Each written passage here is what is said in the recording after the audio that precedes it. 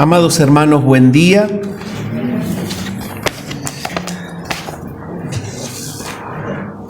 Quiero invitarles en esta mañana a que puedan retomar la primera carta del apóstol San Pedro, el capítulo 1. Abran sus Biblias, si son tan amables, en la primera carta de Pedro, el capítulo 1.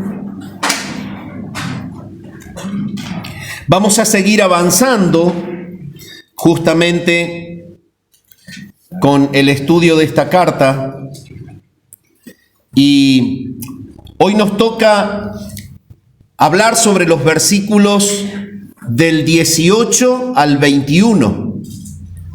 Así que les invito, si son tan amables, a que podamos leer 1 Pedro, capítulo 1, versículos 18 al 21. Dice así la palabra del Señor: sabiendo que fuisteis rescatados de vuestra vana manera de vivir, la cual recibisteis de vuestros padres, no con cosas corruptibles como oro o plata, sino con la sangre preciosa de Cristo, como de un cordero sin mancha y sin contaminación, ya destinado desde antes de la fundación del mundo, pero manifestado en los postreros tiempos por amor de vosotros, y mediante el cual creéis en Dios, quien le resucitó de los muertos y le ha dado gloria, para que vuestra fe y esperanza sean en Dios. Bien, mis amados, en esta mañana voy a desarrollar un sermón que se titula Atravesando las pruebas como verdaderos redimidos. Este sermón solamente va a contener 2 puntos. El primero de ellos se titula ¿qué significa ser redimidos por Dios? Y el segundo de ellos se titula ¿de qué redimió Dios a su pueblo? Y se extrae de la primera mitad del versículo 18 que acabamos de leer, que dice así: sabiendo que fuisteis rescatados de vuestra vana manera de vivir, la cual recibisteis de vuestros padres. Sabemos que el apóstol Pedro viene justamente hablándole a personas que están en una situación realmente difícil. Personas que están atravesando la prueba de la persecución, la prueba de la expulsión de su lugar geográfico, que han tenido que dejar muchas cosas, desarraigarse de lo que tenían, incluso cortar muchos vínculos. Estas personas eran los expatriados en la dispersión y estaban verdaderamente sufrientes por esta situación. El apóstol Pedro está generalmente en toda la carta hablándoles de que se aferren a la salvación a la cual pertenecen. Y él viene mostrando en toda la carta aquel desarrollo de lo que es la gracia de Dios, porque él les dice: ustedes, a pesar de que están en la prueba, ustedes están en la verdadera gracia de Dios. Y de esta manera es como cierra Pedro la enseñanza en la primera carta, diciéndoles: ustedes están en la verdadera gracia de Dios. Y cuando fuimos avanzando, la expansión que Pedro hace sobre este concepto, primero les muestra que estar en la verdadera gracia de Dios es haber estado presentes en el corazón de Dios en la eternidad, y les habla en el capítulo 1 de que ellos son elegidos según la presciencia de Dios Padre, y les habla de todo el plan que tiene Dios al involucrarlos en esta gracia en la cual ellos están. Y los sigue llevando de la mano y les dice: no solamente ustedes han estado en el corazón del Padre en la eternidad, sino que ustedes han sido santificados por el Espíritu Santo. Y no solamente que les dice esto es estar en la gracia de Dios, el Padre los pensó, el Espíritu los santificó, ahora Él los introduce en la actividad de la tercera persona de la Trina Deidad. Y les está haciendo entender que ellos deben aferrarse justamente a la salvación para atravesar la prueba, y ahora sí hace resurgir, primero mostró al Padre, luego mostró al Espíritu, pero en este párrafo hace resurgir a la persona del Hijo. Y entonces les habla de la redención. Y la redención apunta principalmente a la persona del Hijo, porque Él es justamente el protagonista de ella. Y entonces lo que Pedro sigue haciendo en el recorrido de la carta no es otra cosa más que expandir la comprensión de la gracia en la cual están. Y lo va detallando teológicamente de una manera sumamente profunda, hasta que llega en esta porción a anclarlos en la esperanza de la vida eterna, pero llevándolos a mirar la realidad de que ellos son redimidos. Y ese es el sentido de la conexión de este párrafo con el contexto inmediato cercano, el de la carta.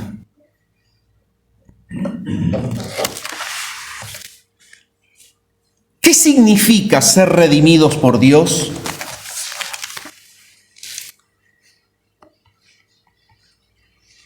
El puritano Thomas Watson dijo: grande fue la obra de la creación, pero más grande es la obra de la redención.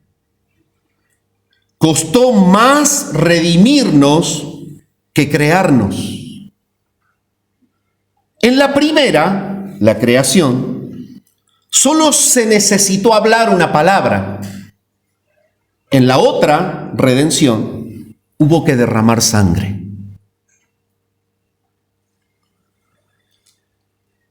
Mis amados, el término redención describe una de las características que son vitales de la salvación. No existe salvación sin redención. Y si usted se pregunta por qué, es simplemente porque Dios lo pensó así.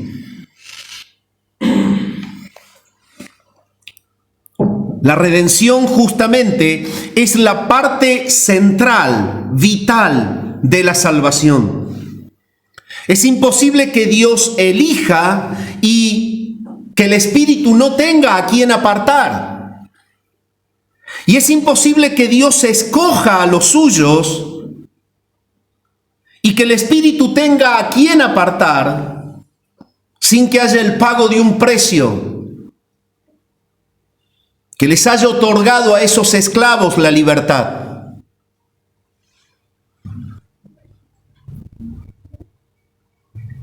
El término redención, entonces, apunta directamente al costo de la salvación. Y apunta al medio por el cual Dios consigue recibir ese pago imposible por el pecado.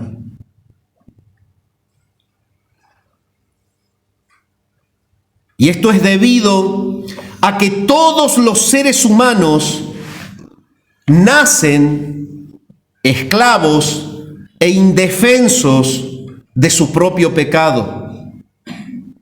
Y por este motivo se encuentran totalmente condenados por la ley de Dios.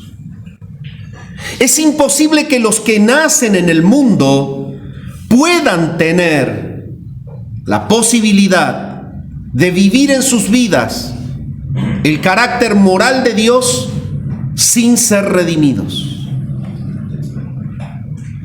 Y debido a esto, y por ser la caída del hombre justamente en el pecado, aún parte de un plan inmenso de redención que glorifica a Dios, Él tiene que rescatarlos de su condición en la cual están. Solamente de esta manera los hombres podemos, habiendo nacido en la caída, quedar libres de la esclavitud.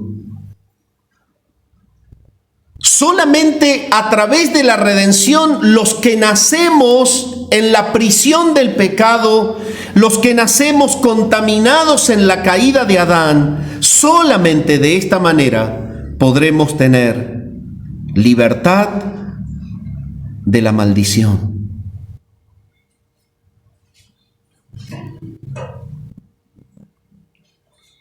La palabra clave que apunta hacia la redención es, en este párrafo, rescatados.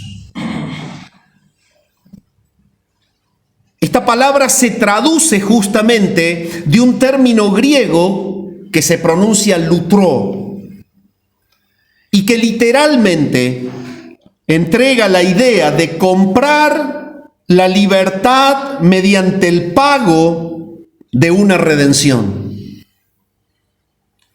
o liberar a una persona por medio del pago de un precio. Eso es lo que significa. Este término, que se extrae justamente del griego que se usaba en aquel tiempo, el koiné, era usado en aquel tiempo justamente para referirse al pago de un precio para recuperar a los prisioneros de guerra.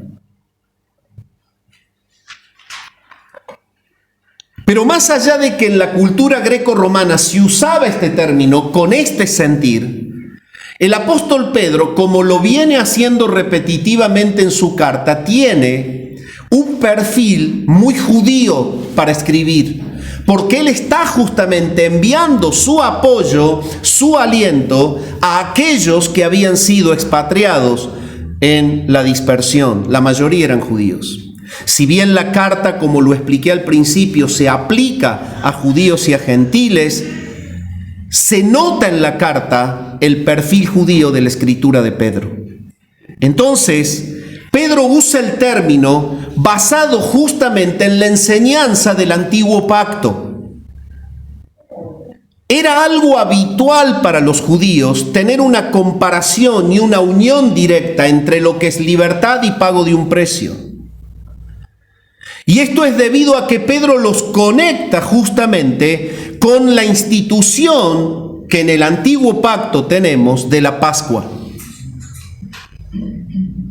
Este evento que ocurrió justamente el día en que el pueblo de Dios iba a ser liberado de la esclavitud egipcia. Y esto lo podemos encontrar en el antiguo pacto en el libro de Éxodo, capítulo 12, versículo 1 al 13. Cuando dice la palabra, haciendo un extracto de los textos más importantes: hablad a toda la congregación de Israel diciendo, en el 10 de este mes, tómese cada uno un cordero según las familias de los padres. Un cordero por familia. Luego sigue dando explicaciones y continúa diciendo, el animal será sin defecto, será macho de 1 año. Lo tomaréis de las ovejas o de las cabras, y lo guardaréis hasta el día 14 de este mes, y lo inmolará toda la congregación del pueblo de Israel entre las 2 tardes. Y tomarán de la sangre y la pondrán en los 2 postes y en el dintel de las casas en que lo han de comer, y la sangre os será por señal en las casas donde vosotros estéis. Y veré la sangre, y pasaré de vosotros, y no habrá en vosotros plaga de mortandad cuando hiera la tierra de Egipto.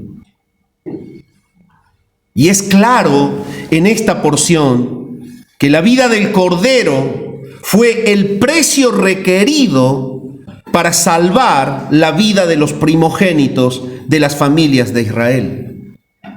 Es eso lo que el Señor está inculcando en el antiguo pacto a través de la institución de la Pascua. Dígame, ¿cuál fue el elemento por el cual el ángel de la muerte no tocó a los primogénitos en las casas? Solo uno: el tener el dintel y los postes pintados con sangre. ¿Sangre de quién? De un cordero sustituto. Alguien que moría para darle libertad a otro. Esta figura del cordero pascual fue divinamente establecida en aquella oportunidad, justamente para tipificar la muerte expiatoria de un sustituto inocente que pagaría el precio de la libertad de quienes estábamos en esclavitud. Eso es lo que le pasó a Israel cuando el Señor instituye la Pascua. Este evento de la Pascua pasó entonces desde su institución a ser inmediatamente un símbolo de redención en toda la Biblia. Una redención sustitutiva que recorre todo el antiguo pacto, pero que también repercute en el nuevo pacto. Y de esto se encarga Pablo de enseñarnos cuando él escribe la primera carta a los Corintios en el capítulo 5 y el versículo 7 y 8, y él nos dice: limpiaos pues de la vieja levadura, para que seáis nueva masa, sin levadura como sois, porque nuestra Pascua, que es Cristo, ya fue sacrificada por nosotros. Así que celebremos la fiesta no con la vieja levadura, ni con la levadura de malicia y de maldad, sino con panes sin levadura, de sinceridad y de verdad. La conexión directa entre el antiguo pacto y el nuevo pacto es que justamente en el nuevo pacto nuestra Pascua es Cristo. Esa figura que el Señor instituye en el antiguo pacto, mostrando que a través de un cordero sustituto habría de pasar la muerte por alto, la casa de los primogénitos. De la misma manera, en el nuevo pacto se vincula con la persona de Jesús. Dios quería señalar con la Pascua al pueblo antiguo la futura llegada entonces del verdadero Cordero de Dios, que un día moriría y resucitaría con un sacrificio sustitutivo, perfecto y definitivo, por pecadores redimidos con su sangre. Y esto es lo que se encarga de enseñar el escritor de la carta a los Hebreos en el capítulo 9 y el versículo 11 y 12, cuando él dice: pero estando ya presente Cristo, sumo sacerdote de los bienes venideros, por el más amplio y más perfecto tabernáculo, no hecho de manos, es decir, no de esta creación, y no por sangre de machos cabríos ni de becerros, sino por su propia sangre, entró una vez para siempre en el lugar santísimo, habiendo obtenido, ¿qué cosa? Eterna redención. Tremendo. Eso es lo que él ha obtenido, eterna redención. Y no en vano, justamente, Juan el Bautista dijo cuando vio a Jesús: he aquí el Cordero de Dios que quita el pecado del mundo. Es por esto que Pedro expresa en su carta que por más grande que haya sido la primera redención del pueblo ocurrida en la institución de la Pascua, ellos eran parte de una redención que sobrepasó infinitamente el poder de la primera. De esta manera, Pedro enfatiza la grandeza de la salvación de Dios, en la que ellos están incluidos. Y de esta manera los anima a que se aferren al conocimiento de esta gloriosa redención, ejecutada por el Señor Jesucristo, la cual los conecta directamente con la familia de Dios y con la gloria eterna. Él les dice: ustedes son redimidos. El precio de su liberación ha sido pagado. Ustedes ya no están más bajo la esclavitud definitiva de los que no creen. El camino de ustedes no es más la condenación hacia donde van los que no están en esa gracia. Ustedes deben atravesar la vida aferrados al conocimiento de que son redimidos, de que hay un alto precio pagado por los que hoy tienen libertad. Es por esto que el propósito final de Pedro, y lo dice en el párrafo, es que ellos atraviesen la prueba llenos de fe y de esperanza en Dios. Son redimidos. Somos redimidos. Esa es tu realidad. Tú eres un redimido. Ay, pero ¿he entendido eso? Debes entender que puntualmente el hecho de que tú puedas estar en la familia de Dios significa que alguien pagó el precio para que eso sea posible. Ese es el punto al cual Pedro los lleva. Alguien pagó el precio para que sea posible que tú estés en esta gracia. Aférrate a ella. No vivas como los esclavos, para los cuales no fue pagado ningún precio. Vive como un verdadero liberto del pecado. Atraviesa la prueba mostrando los rasgos de tu libertad en Cristo.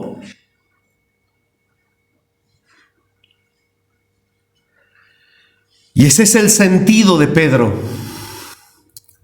en el párrafo en cuestión. Y yo quiero llevarte en esta mañana, mi amado, a considerar: ¿eres tú consciente de que tu anterior condición, la que tenías al nacer, era de verdadera esclavitud en el pecado?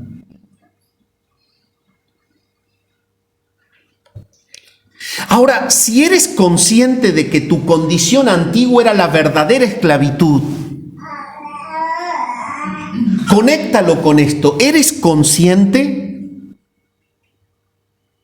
de que eras incapaz de romper los barrotes de esa puerta, de cortar esa cadena, de abrir ese candado, de salir de esa cárcel? ¿Eres plenamente consciente de que cuando Cristo se colgó en la cruz y cuando lo colgaron en el madero, Él efectuó espiritualmente el mismo efecto que Pedro, estando en la cárcel, experimentó cuando un ángel abrió las puertas?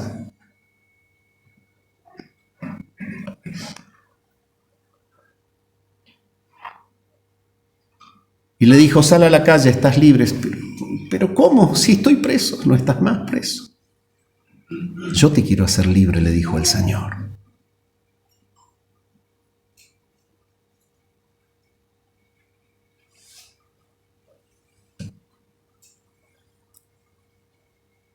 ¿Eres consciente en esta mañana que tu libertad del pecado costó la muerte de un justo?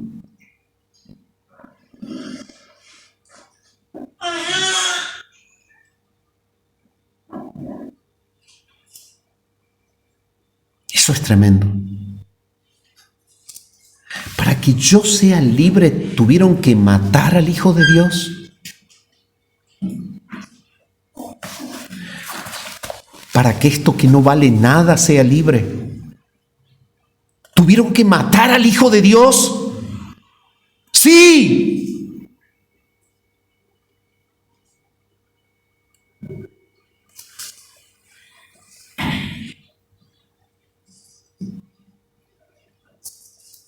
Pedro los está llevando a esta realidad. Entiendan. Para que tú puedas ser libre, tuvieron que matar al Hijo de Dios. ¿Qué estás haciendo con tu libertad? Hubo un precio pagado. Hubo una inversión en el trono. ¿Qué estás haciendo con tu libertad?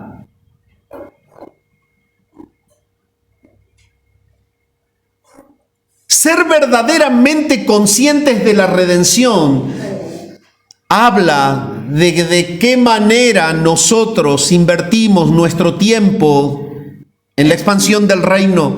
Ser conscientes de la redención habla de cuál es la intensidad del cuidado de nuestras disciplinas espirituales. Ser conscientes de la redención habla de cuán responsable soy yo de la mortificación del pecado en mí. Ser conscientes de la redención habla de qué estoy haciendo con mi propia vida, que no es mía, es de Él, porque la compró. No en vano cuando Pablo le escribe a los Corintios, en la primera carta, el capítulo 6 y el versículo 19, dice, comprado fuisteis por precio, glorificad a Dios en vuestro cuerpo y en vuestro espíritu, los cuales son de Dios. El hecho de que seamos comprados nos conecta a ser conscientes de esa verdad y nos lleva a la profunda convicción de que ya no somos dueños de nosotros. Nuestro tiempo no es nuestro, nuestro cuerpo no es nuestro, nuestros bienes no son nuestros. La redención nos despoja de nosotros. La redención nos despoja de una identidad caída para asociarnos una identidad redimida.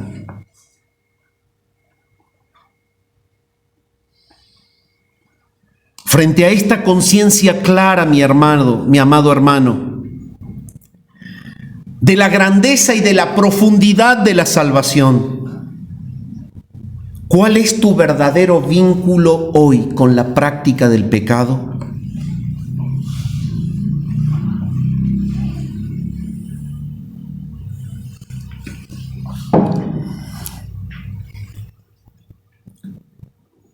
Nuestro vínculo con la práctica del pecado no debe ser juzgado simplemente en relación a las cuestiones groseras, visibles, escandalosas.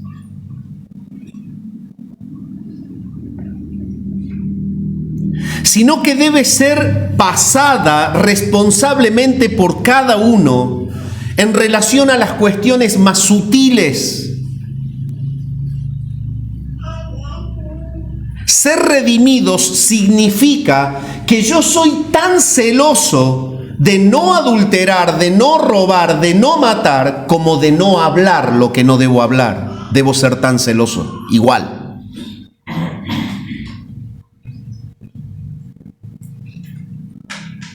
Ser conscientes de la redención no solamente significa no practicar las groserías que armarían un escándalo.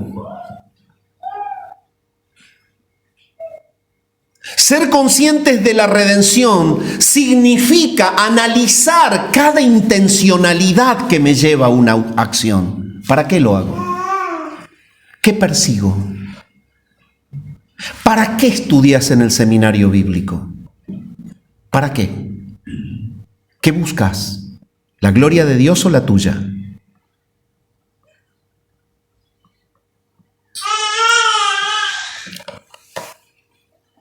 ¿Para qué haces lo que haces en un ministerio? ¿Para qué? ¿Para tu gloria o para la de Dios?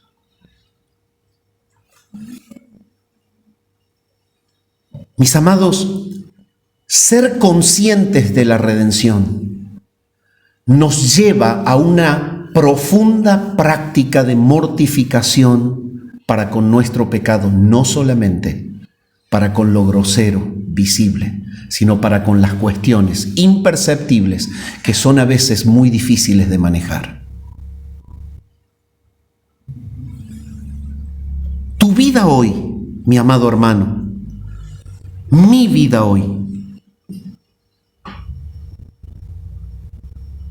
¿refleja la vida de un redimido o de un esclavo? No, hermano, si yo voy a la iglesia. Sí, pero ¿eres repetitivo en mirar pornografía? Esa es la vida de un esclavo. ¿Eres repetitivo en insultar? Esa es la lengua de un esclavo. ¿Eres repetitivo en murmurar? Es la lengua de un esclavo, no de un redimido.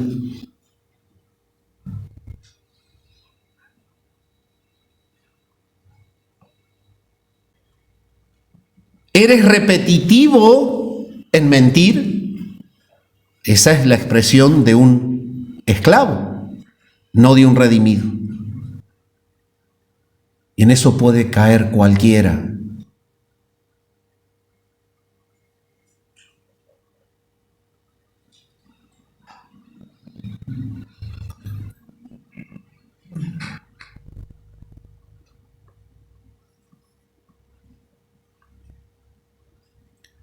Si hay algo que amamos en la Iglesia Bautista Reformada Coram Deo, es que cada miembro, que cada persona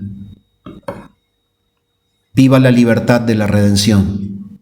Y esto no es simplemente decir, uy, voy al cielo, soy libre, gozate, es verdad. No estás diciendo nada fuera de lo que no revela la Biblia, pero es mucho más profundo. Vivir la libertad de la redención es igual a vivir el compromiso de la mortificación, si no, no sirve.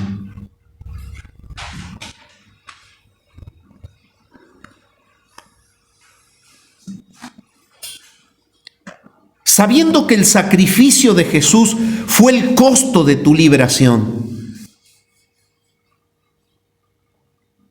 ¿cuál es tu compromiso con la expansión de su reino? Vivir como redimidos es vivir asentando las bases de que el Evangelio de Jesús verdaderamente libera del pecado. Eso está cuidando Pedro, porque ellos están yendo por la tierra, los vienen persiguiendo, los vienen presionando y no siempre reaccionaban de la misma manera.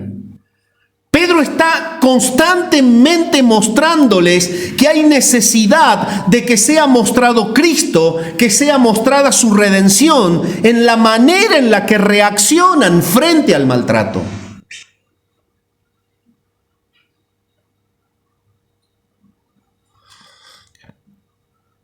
Y esto habla de la expansión del reino, porque ellos mostraban a Jesús cuando siendo agredidos respondían con amor. Pero mi amado, en este tiempo la expansión del reino también es parte de los redimidos. Y si tú eres consciente de la redención, ¿cuál es tu compromiso profundo con la plantación de nuevas obras? ¿Cuál es tu compromiso profundo hoy con Villa Mercedes por parte de Corandeo? Esta es una iglesia bíblica que va a plantar iglesias bíblicas en todo el mundo. ¿Cuántos días a la semana oras por ellos? ¿Qué piensas de los de Mendoza? ¿Cuántos días a la semana oraste por ellos? ¿Qué piensas de los grupos que atendemos y de las personas que dependen del ministerio de la iglesia, ya sea de la consejería pastoral, ya sea de misericordia y de lo que la iglesia hace? ¿Qué recibe de tu vida como compromiso toda la labor? Bueno, no solamente tiene que haber una presencia permanente, sino que al tener la conciencia de la redención, debes saber que se debe ver a Cristo en la expansión. Corandeo tiene que mostrar a Cristo en la expansión. Somos redimidos, estamos libres del pecado y vamos avanzando, mostrando que el Evangelio verdaderamente transforma vidas. Eso es lo que debe ver cada iglesia que surge de acá. Ellos deben ver el modelo de nuestras familias, ellos deben ver el modelo de nuestra disciplina personal, ellos deben ver el modelo de nuestro trato congregacional, ellos deben ver que somos redimidos, estamos libres del pecado, no queremos repetirlo, no queremos vivir en él. Queremos vivir libres de él porque ya se pagó el precio para que seamos libres.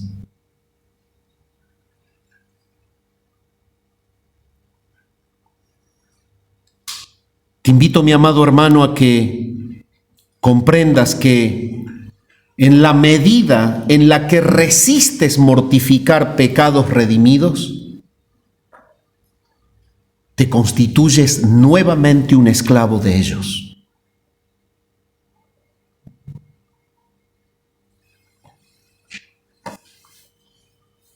En segundo lugar, ¿de qué redimió Dios a su pueblo? ¿De qué lo redimió? Hemos visto el concepto claro de la redención, el pago de un precio de sangre para ser libre de la prisión del pecado, de la esclavitud eterna, de la maldición de la ira de Dios a los que están en Cristo. Esto es la redención, es el pago de nuestra libertad. Pero ¿de qué nos redimió Dios?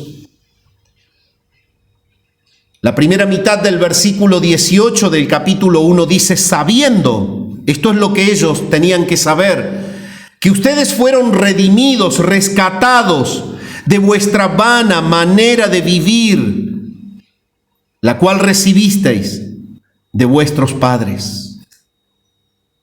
Y aquí está la respuesta. Fuimos rescatados de nuestra vana manera de vivir. Y esta vana manera de vivir la heredamos por estructura religiosa,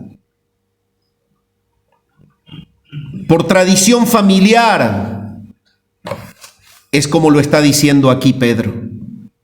Y toda la Biblia habla claramente de que todos los que disfrutamos hoy de la libertad que produce la redención, en otro tiempo estuvimos sujetos a la esclavitud del pecado y éramos por naturaleza hijos de ira. Tal como Pablo se encarga de escribirle a los romanos en el capítulo 6 y el versículo 6, 17 y 18, cuando él les dice: sabemos que nuestra vieja naturaleza fue crucificada con él, para que nuestro cuerpo pecaminoso perdiera su poder. Estoy leyendo en la NBI. De modo que ya no siguiéramos siendo esclavos del pecado. Pero gracias a Dios que, aunque antes eran esclavos del pecado, ya se han sometido de corazón a la enseñanza que les fue transmitida. En efecto, habiendo sido liberados del pecado, ahora son ustedes esclavos de la justicia. Y Pablo marca perfectamente la línea de qué nos redime Dios. Él nos redime de nuestra antigua y vana manera de vivir.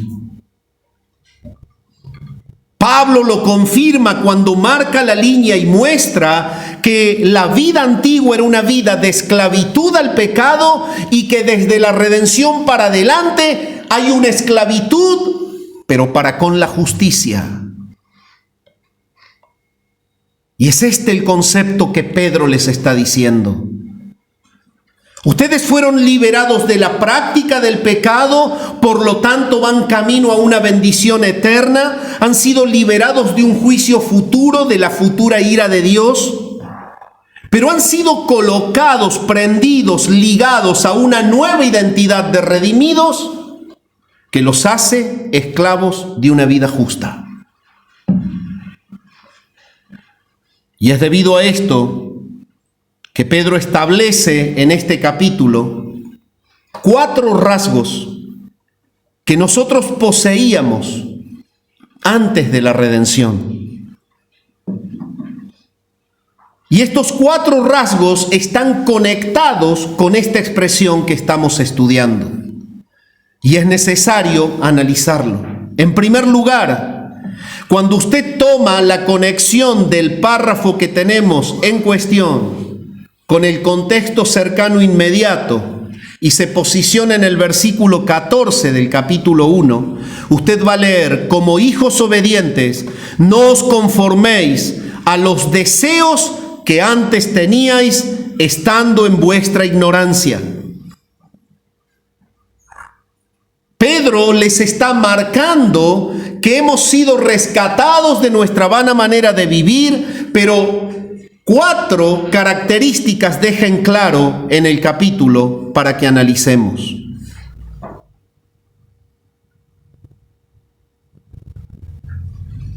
Él hace resaltar la palabra deseos, que proviene del griego epitumía. Y esto no es otra cosa más que las pasiones irresistibles y dominadoras.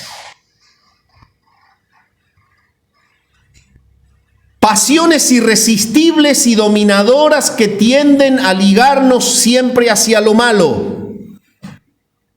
De esto te redimió Dios en Cristo.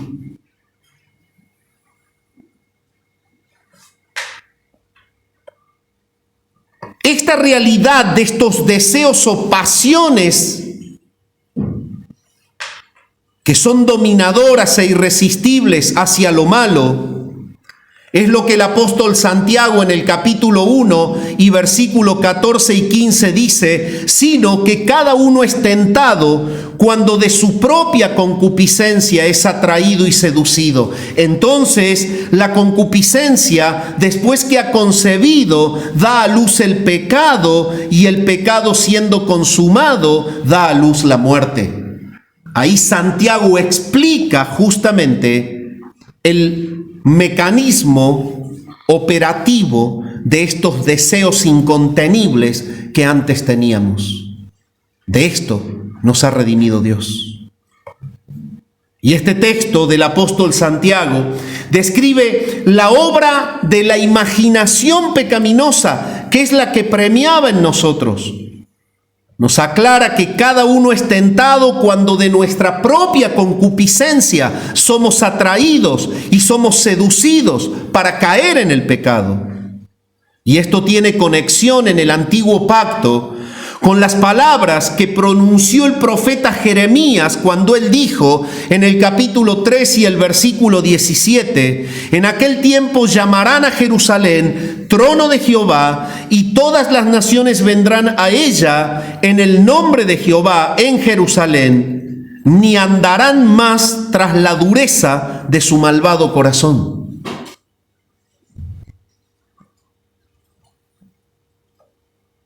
Tanto en el antiguo pacto como en el nuevo pacto,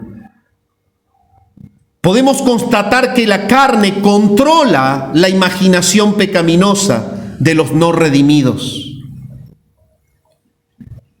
Y por ende, si no se la mantiene bajo el control del poder del Espíritu Santo, también puede afectar la imaginación de los que ya hemos atravesado la redención.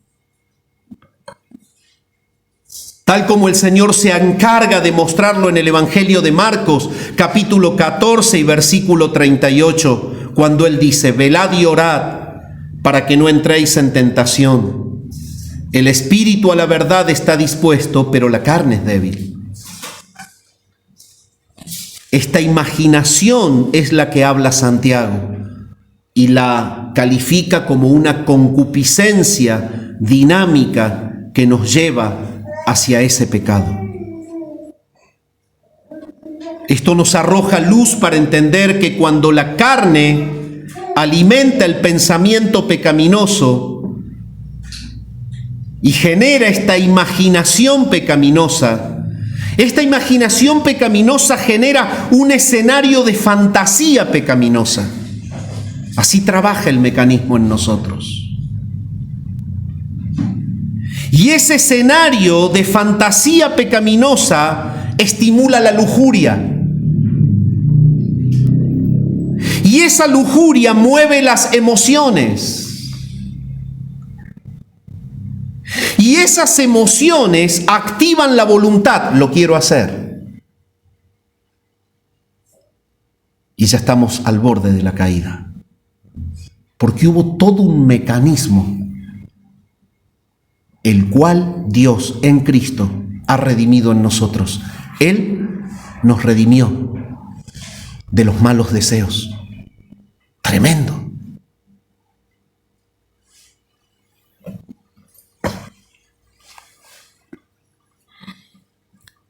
Esa lujuria que mueve las emociones y esas emociones que activan la voluntad hacen que esa voluntad repercuta en una conducta pecaminosa concreta, tal como lo aclara el apóstol Santiago.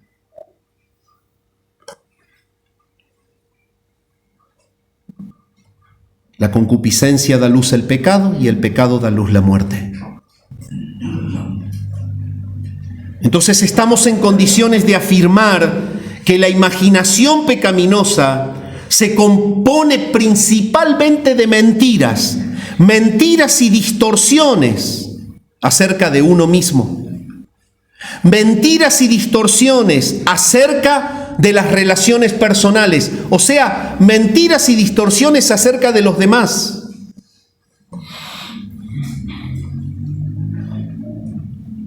La imaginación pecaminosa también se compone de mentiras y distorsiones con respecto a la naturaleza de las cosas y, lo más grave, con respecto a la persona de Dios. La imaginación pecaminosa es una mentira en nuestra mente que nos lleva siempre a la soncera del pecado, porque no hay ningún pecado inteligente. Todos son tontos y destructivos.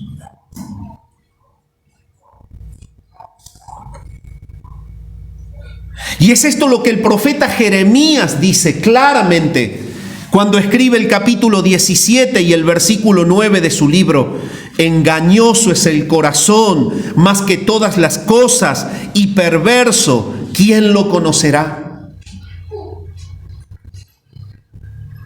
Y todo esto quiere decir que esas falsas percepciones que tenemos de la realidad, de uno mismo, de los demás, de las cosas y de Dios,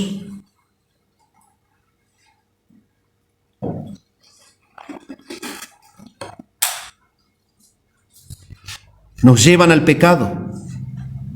Pedro lo que quiere justamente es que ellos protejan sus mentes de las influencias destructivas que trataban de atraerlos de nuevo a los deseos pecaminosos de los cuales ellos fueron hechos libres. Y es esto lo que se encarga el sabio Salomón cuando escribe el libro de los Proverbios en el capítulo 4 y el versículo 23 y dice: ¿sabes una cosa, hijo mío? Sobre toda cosa guardada, guarda tu corazón, porque de tu corazón mana la vida.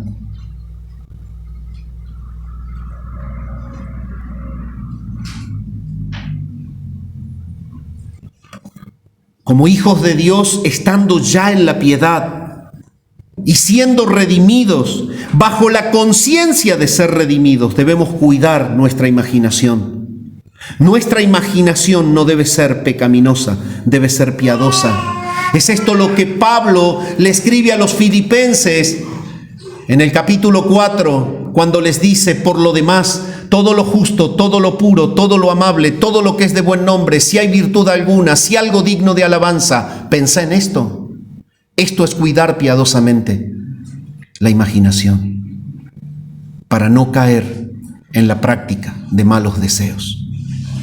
En segundo lugar, otra característica de la cual hemos sido rescatados por la redención es la ignorancia, la cual se manifiesta como otra clase, otra forma de esclavitud.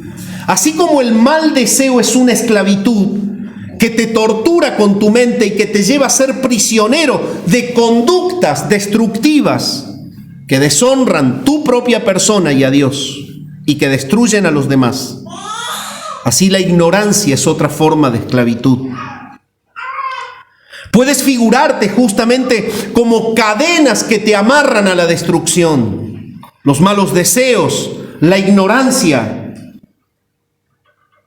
Pero el Señor nos dice que hemos sido redimidos del mal deseo y que hemos sido redimidos de la ignorancia. Hemos sido sacados de esta conducta repetitiva de satisfacer los malos deseos y hemos sido iluminados por Él. Por lo tanto, hemos sido arrancados de la ignorancia que provoca la idolatría y la práctica de todo lo que deshonra a Dios. Y Pedro lo aclara en el versículo 14 nuevamente, que es conexión directa con el párrafo. Como hijos obedientes, no os conforméis a los deseos que antes teníais, estando en vuestra ignorancia. No os conforméis a los deseos que antes teníais, estando en vuestra ignorancia. Y esta ignorancia se refiere puntualmente a la ausencia de comprensión espiritual. Es vivir la vida sin discernir las cuestiones espirituales. Esta ignorancia, que es la ausencia de comprensión espiritual, es la que sufrían, por ejemplo, los líderes del pueblo judío. Y esto ocasionó que el Señor Jesús los confrontara y los reprendiera, diciéndoles, como está registrado en San Juan 8, 43 y 44, ¿por qué no entendéis mi lenguaje? Porque no podéis escuchar mi palabra. Vosotros sois de vuestro padre el diablo, y los deseos de vuestro padre queréis hacer. Él ha sido homicida desde el principio y no ha permanecido en la verdad, porque no hay verdad en él. Cuando habla mentira, de suyo habla, porque es mentiroso y padre de mentiras. El Señor nos ha rescatado de esta ignorancia. Ahora nosotros podemos estar frente a la Biblia y entender el plan de Dios. Antes no. El punto es que Pedro está conectando a los que están en la prueba con esta realidad. Es la palabra de Dios el verdadero patrón y la norma de conducta que rige tu vida. O dicho de otra forma, para un redimido la vida es la Biblia. Para un esclavo la vida está fuera de la Biblia.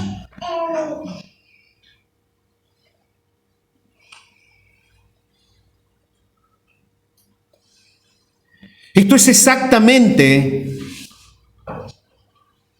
lo que Pablo se encarga de mostrarle justamente a los efesios cuando él les enseña la antigua experiencia antes de ser redimidos. Y él les dice, antes teníamos el entendimiento entenebrecido, ajenos de la vida de Dios, por la ignorancia que en ellos hay, por la dureza de su corazón. El Señor nos ha redimido de esto. Pedro les dice a ellos: ustedes estaban en ignorancia, satisfaciendo los deseos de su carne, pero han sido redimidos de esa manera de vivir vana. Y es exactamente el testimonio que Pablo le da a Timoteo cuando escribe en la primera carta y dice: habiendo yo sido antes blasfemo, perseguidor e injuriador, mas fui recibido a misericordia, porque lo hice por ignorancia, en incredulidad. Los redimidos han sido librados de la ignorancia. Pablo les está mostrando claramente aquí que él era un ignorante y que por eso mataba a los creyentes y perseguía a la iglesia. Entonces Pedro se encarga, al entrar en este párrafo, de resaltar una tercera característica de esta esclavitud. Les mostró que fueron libres en la redención de los malos deseos. Les mostró que fueron libres en la redención de la ignorancia, el no tener percepción espiritual. Pero ahora les muestra que en la redención son libres de la vana manera de vivir. Y esto significa literalmente existir de una manera superficial. Dicho de otra forma, vivir para mí. Vivir para mí. La meta de mi vida es que cuando yo me vaya se pueda decir: dejó esto, hizo esto, ganó tanto, tiene tantas cosas. Y Pedro dice: el Señor te rescata de una manera de vivir vana, superficial.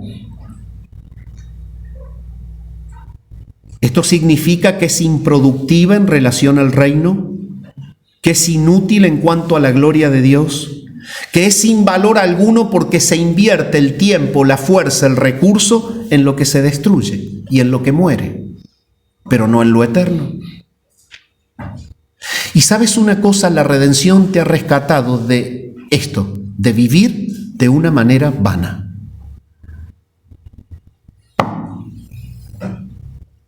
Cuando la palabra nos dice en Pedro que nos rescata el Señor de vivir de una manera vana, no simplemente significa rescatarnos de una vida mala, sino de una vida vana.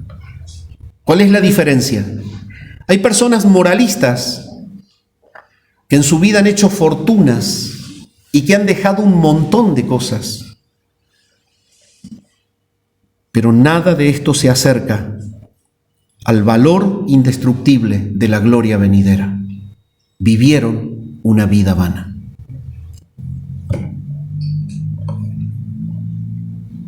Y refiriéndose a esto, el Señor Jesús les dejó en claro a los discípulos que el propósito era que ellos eran redimidos para vivir una vida que no era vana.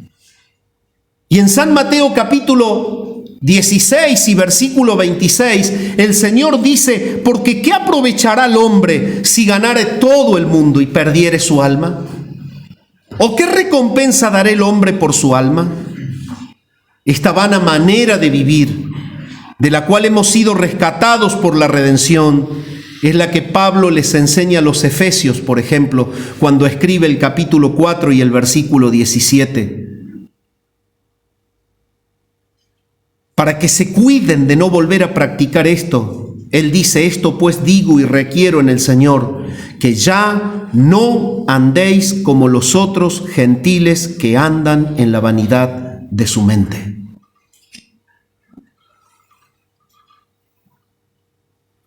Sin embargo, Pedro mencionó el cuarto rasgo característico de los no redimidos, cuando él sigue diciendo: ustedes a esta vana manera de vivir la recibieron de sus padres. Y esto se refiere justamente a otro rasgo del cual hemos sido redimidos, y es el de la tradición religiosa. Nosotros hemos sido redimidos de practicar por tradición las cosas.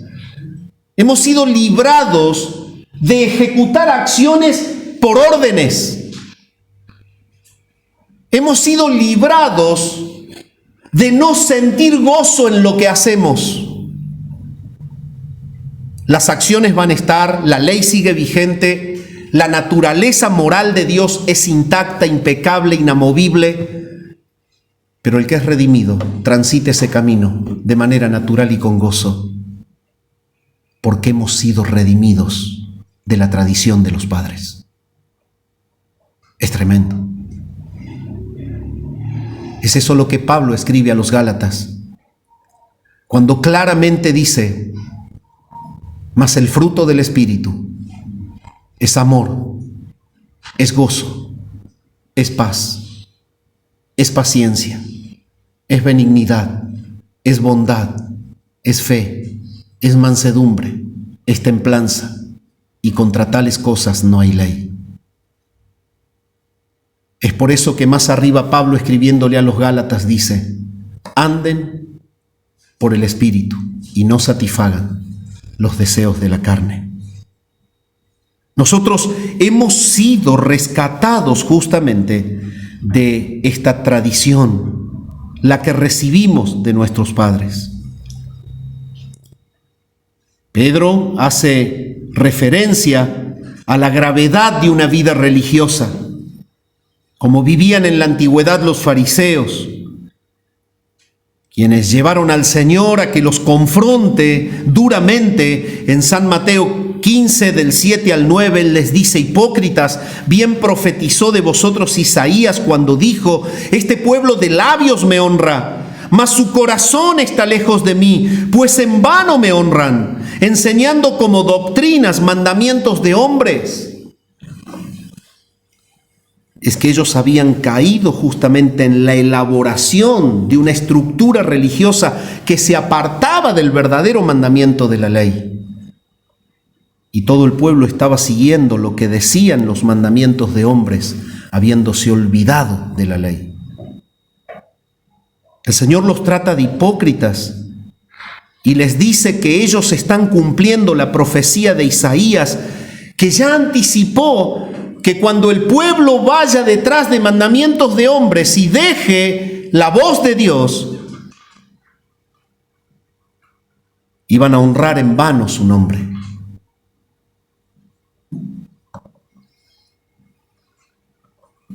Y tú dices: ¿pero qué tiene que ver esto con la redención? ¿Cuántas veces decís en tu vida: yo de mi vida hago lo que quiero, a las cosas las resuelvo como yo las sé resolver, pero nunca voy a la palabra para pasar por la Escritura una decisión que puede ser vital en mi vida?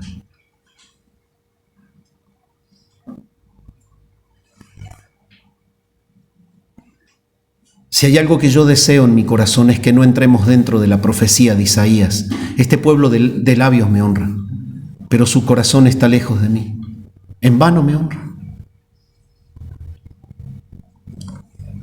La expresión del Señor Jesús reveló claramente que cualquier forma de religiosidad no es otra cosa más que un rasgo de la esclavitud del pecado.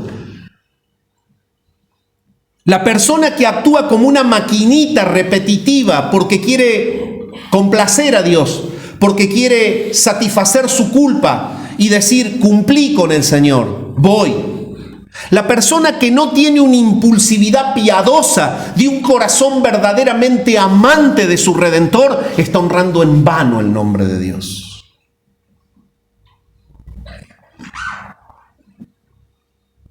Únicamente Dios es quien puede librar a los hombres de estos tremendos rasgos de esclavitud.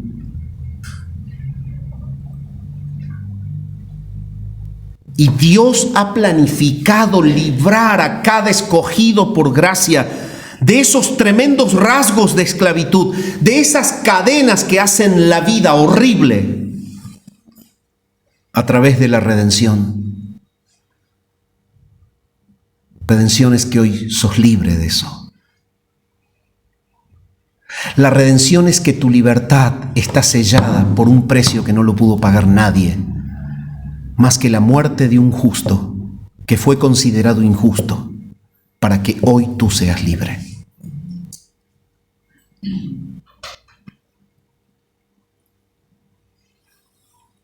Y es esto lo que se encarga el antiguo pacto de mostrarnos claramente. Cuando David escribe el Salmo 107 y exalta a la persona de Dios como el único artesano que puede hacer libre a los oprimidos de corazón. Y él dice, algunos moraban en tinieblas y sombra de muerte, aprisionados en aflicción y en hierros, los hierros de la cárcel, por cuanto fueron rebeldes a las palabras de Jehová y aborrecieron el consejo del Altísimo. Por eso quebrantó con el trabajo sus corazones, cayeron y no hubo quien los ayudase. Luego que clamaron a Jehová en su angustia, los libró de sus aflicciones. Los sacó de las tinieblas y de la sombra de muerte y rompió sus prisiones. Qué hermosa expresión. Tu situación, mi hermano, en esta mañana es la misma situación de Pedro, que estaba en la cárcel, indefenso. Puertas de hierros gruesos, cadenas inviolables, candados incortables, guardas gigantes. Pero alguien vino y abrió las puertas. Así era mi vida, así era la tuya. Y es Él el que quebrantó las prisiones. Por eso David dice, alaben la misericordia de Jehová y sus maravillas para con los hijos de los hombres. Porque quebrantó las puertas de bronce en mi vida. Amados hermanos, ¿podemos estar seguros en esta mañana que hemos sido redimidos de los deseos pecaminosos que antes teníamos? Son nuestras intenciones piadosas en cada palabra que decimos, en cada pregunta que realizamos o en cada conducta que practicamos. Si el Señor examinara hoy nuestro verdadero discernimiento espiritual, ¿encontraría en nosotros intelectualismo teológico o comprensión profunda de su propósito redentor en nosotros? ¿Cómo crees que se diferencian ambos? El intelectualismo teológico queda en la mente y se constituye en una nueva forma de ignorancia cuando no baja el corazón. Y tú puedes decir, ¿es esto verdad? Sí. Porque cuando el intelectualismo teológico no afecta la conducta, enorgullece el corazón. Y es otra esclavitud. Pero cuando el conocimiento teológico está conectado con una vida práctica de experiencia de la Biblia, eso nos humilla, nos mantiene cada vez más cercanos al constante arrepentimiento, al constante expresarle al Señor mi necesidad de perdón.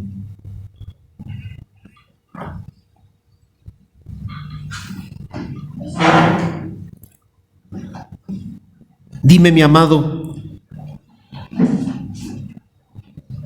¿cómo es tu manera de vivir hoy? ¿Es vana o es fructífera? La vanidad puede encontrarse en las motivaciones que tenemos en nuestras acciones. Por ejemplo, si te preguntas, ¿para qué sirvo en un ministerio? Un propósito edificante sería responderte, sirvo para la sola gloria del Dios vivo, sin esperar nada a cambio. Pero un propósito vano sería responderte: sirvo para cumplir mis objetivos, sirvo para no perder un lugar en la iglesia, sirvo para adquirir reconocimiento.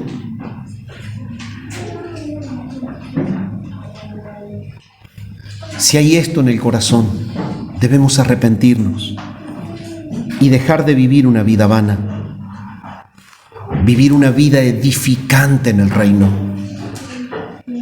invirtiendo tiempo, esfuerzo, sacrificio, recursos en lo que no puede destruir el tiempo, en las cosas del cielo. Y esto es lo que pasa cuando los que sirven lo hacen para la gloria de Dios. Es lo que Pablo les dice a los colosenses: y todo lo que hagáis, sea de palabra o de hecho, hacedlo todo como para el Señor.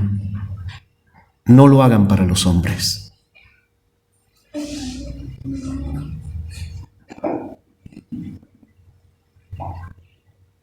¿Estás seguro de que el camino que estás siguiendo en tu vida cristiana lo estás siguiendo porque sos llamado por el Señor, salvado por su gracia y no por la tradición de tus padres? ¿Estás en el reino por convicción propia o por una presión de los demás? Todos estos son rasgos de las antiguas prisiones de las cuales la redención nos ha liberado. Y en esta mañana quizás haya en el auditorio una persona que todavía se siente un verdadero esclavo de su propio corazón. Quizás en el auditorio haya una persona que se siente esclava de su propia mente vana. Dicho de otra forma, tu vida es el más acá.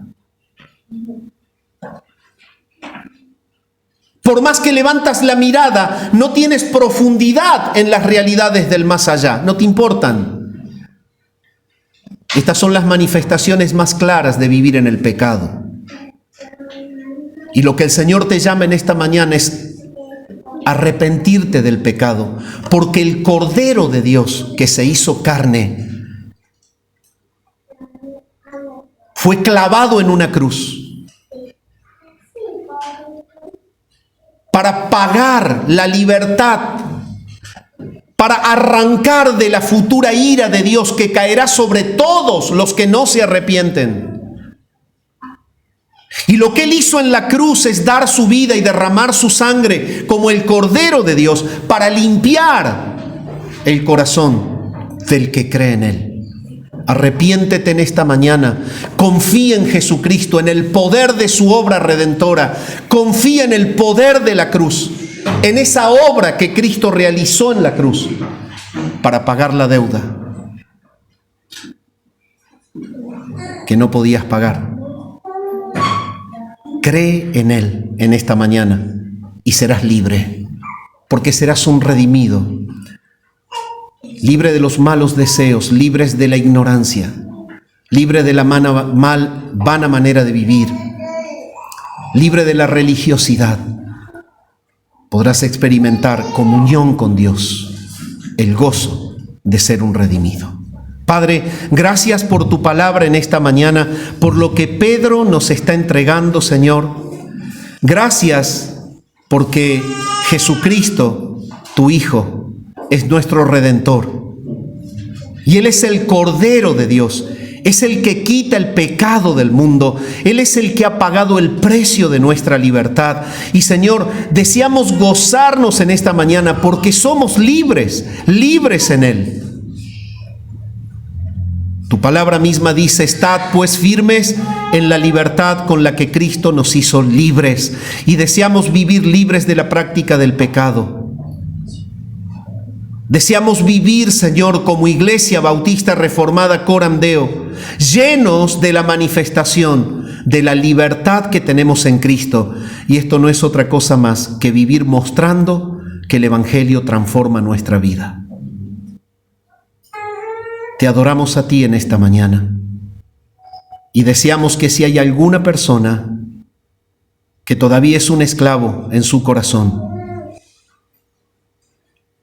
pueda entender que tiene que arrepentirse de su pecado y venir a Cristo para ser libre de la esclavitud. Tu palabra dice: y conoceréis la verdad, y la verdad os hará libres. Y esa verdad es Jesús. Te rogamos que el Padre atraiga por gracia a un escogido más en esta mañana y lo arroje a Cristo para que Él lo abrace con su perdón. Oramos al Padre en el nombre de Jesús. Amén.